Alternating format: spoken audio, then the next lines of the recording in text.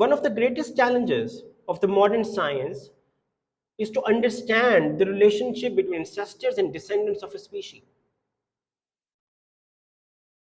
Unfortunately, जो evolutionary history है हमारे पास मुख्तलिफ स्पीशीज की, it is far from complete. उसकी वजह यह है कि जो उसके फॉसिल रिकॉर्ड्स हैं वो हमारे पास पूरे नहीं हैं। तो जब फॉसिल रिकॉर्ड्स पूरे नहीं हैं तो फिर साइंटिस्ट को हाइपोथेसाइज करना पड़ता है कि अगर कोई दो स्पीशीज हैं तो उनकी आपस में एवोल्यूशनरी हिस्ट्री क्या है, उनका कॉमन एंसेस्टर कौन सा है, और उनको जमीन पे आए हुए कितनी देर हो गई है। ये हाइपोथेसिस बदल भी सकता है, क्योंकि ये हाइपोथेसिस है।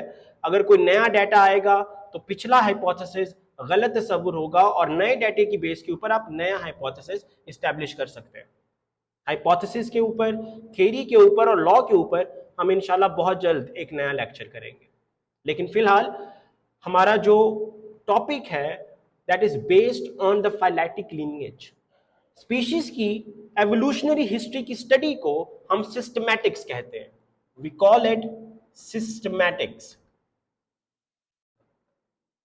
और मुख्तलिफ स्पीशीज की सिमिलैरिटीज और डिफरेंसेस को देखते हुए सिस्टमैटिस्ट्स जो सिस्टमैटिक्स को पढ़ते हैं, they can establish hypothesis in the form of a phylogenic tree या फिर फाइलेटिक लीनिएज की सूरत में। और इसी तरह का एक ट्री डार्विन ने अपनी नोटबुक में 1830s में बनाया था, जिसको उसने ट्री ऑफ लाइफ कहा था, और उसकी हेडिंग में उन्होंने कहा था I think that a tree of life may look like this. Darwin के ट्री में जो ट्विग्स थी that represented species and the branching pattern of that tree represented evolutionary changes. और उसी तरह के दो evolutionary trees आपको यहां पे नजर आ रहे हैं। सबसे पहले हम इस ट्री को देखते हैं जिसके अंदर आपके देख रहे हैं कि chimp and humans are closely associated with each other. This is because they share a common ancestor, number one. Similarly, chimp, humans and gorillas, they share a common ancestor, number two. और इन पांचों species का एक common ancestor है, number three. And this takes us to the definition written in your book. That a phyletic lineage is an unbroken series of species, as you can see here, which moves from ancestor to descendant sequence.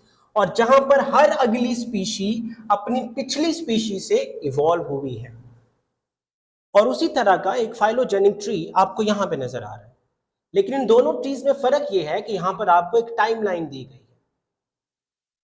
ये tree represent करता है कि इन सारी species को अपने इस common ancestor से evolve होने में कितना अरसा लगा है।